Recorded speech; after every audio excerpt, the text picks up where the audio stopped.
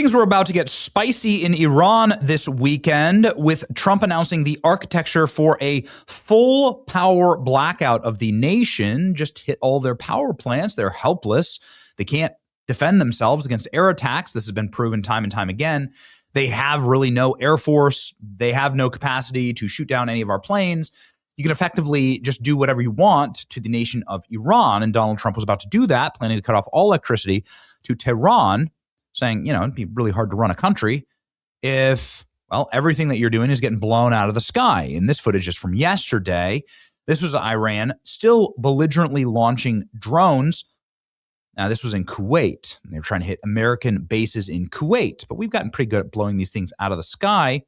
Very interesting. You can actually see the projectile in this remarkable video. Anyway, these drones, however, and the ballistic missiles have been able to kill American forces in the region. 4 have died in the resurgence of the conflict over the last few days. And many, many Iranians have died. Obviously, there's been a 14-day nonstop, ceaseless barrage of conflict that has led to some of the most remarkable explosions and strikes on, this is an armament depot for those suicide drones. And Donald Trump saying he's lost all faith in the ability for Iran to negotiate, and he's now going to go for decapitation strikes. And this was the news as of yesterday.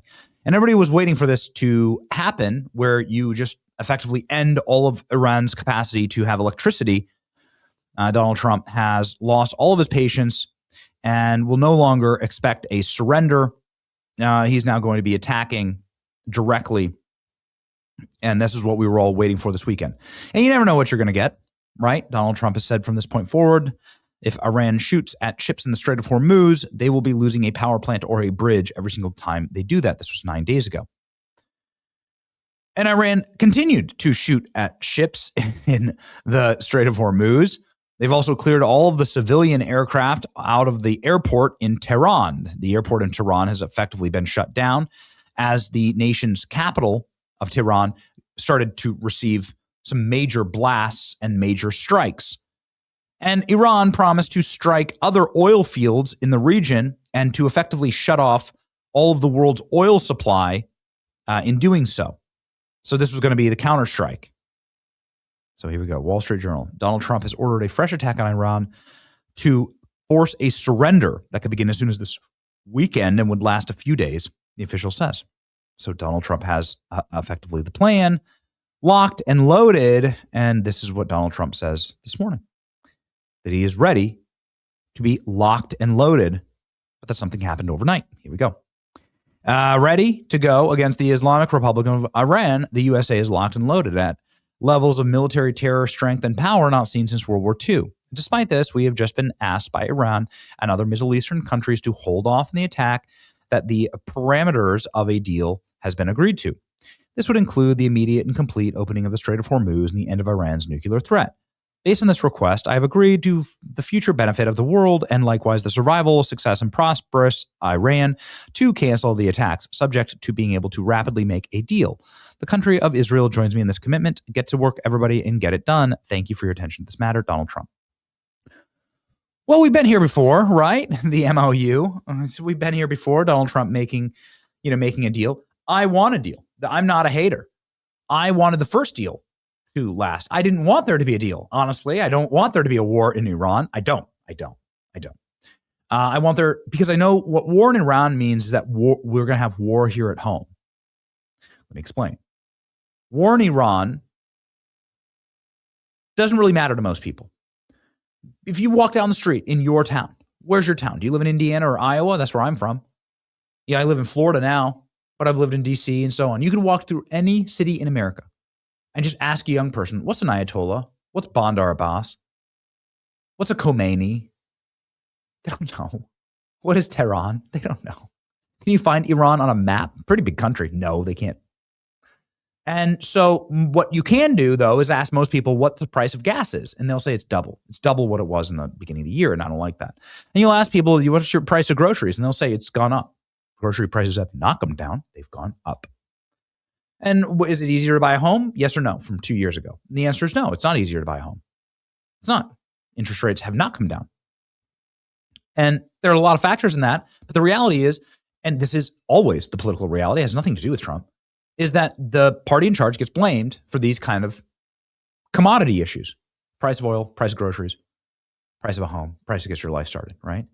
So these kind of commodity issues, that's how people vote. And this war has been a disaster for those commodity price issues. And that's how people vote. We have 350 million people living in this country. I think we should deport maybe 100 million of them, but whatever. It just is what it is. And those people are going to vote based on commodity prices. They're going to vote based on like how expensive it is to like get their life started and get moving. And so this war has, of course, done the thing that loses you an election. Now, when Republicans lose an election, we're going to have a civil war here. These Democrats then are going to open the floodgates. We're going to have like our nation's going to look like Spain.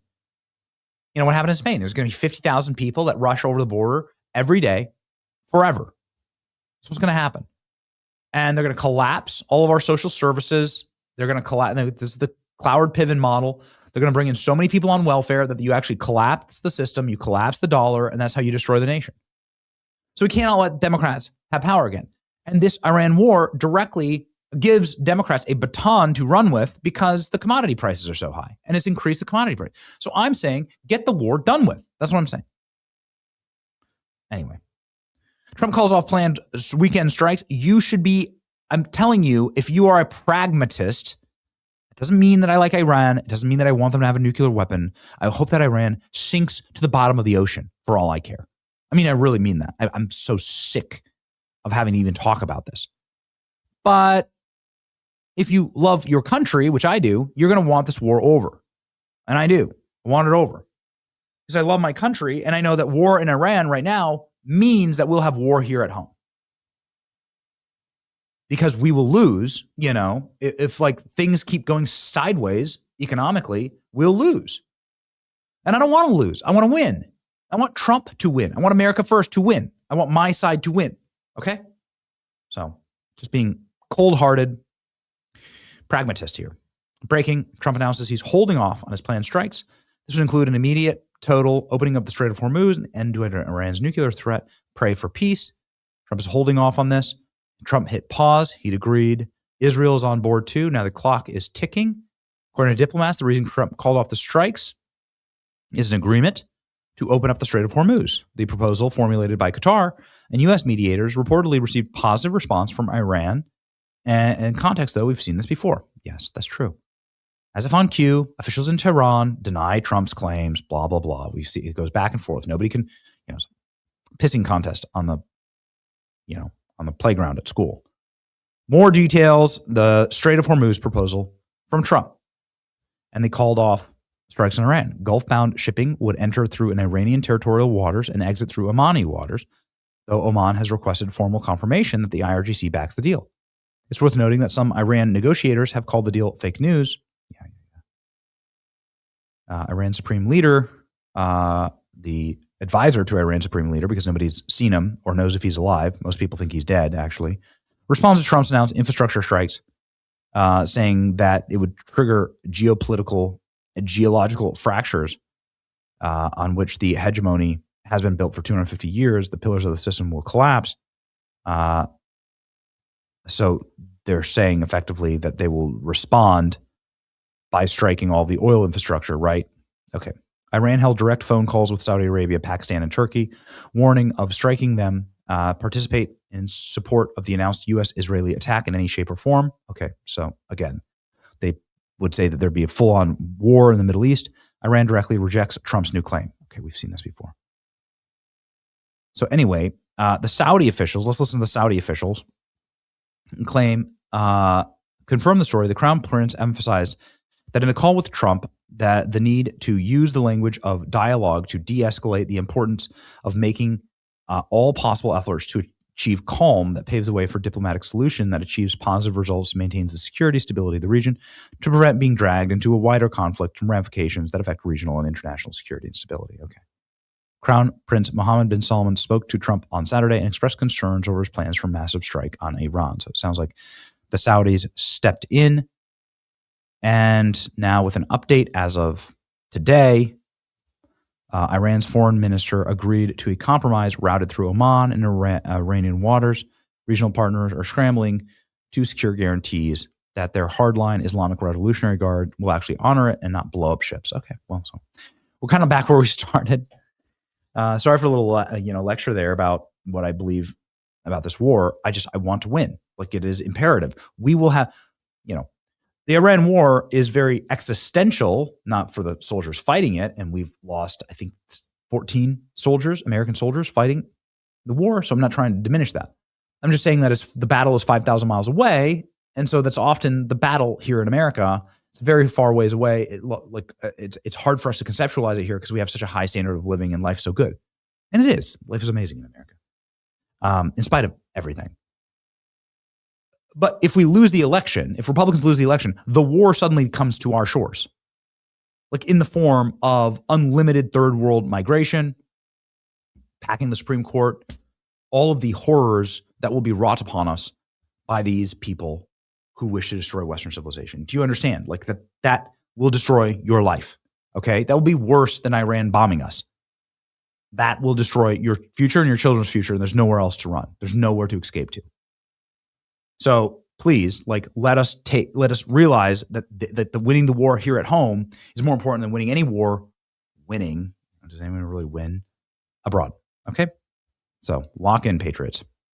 Time to cheer on peace. Okay. And get back to winning and doing the business of the American people. It's your boy Benny. Like, share, and subscribe. See you.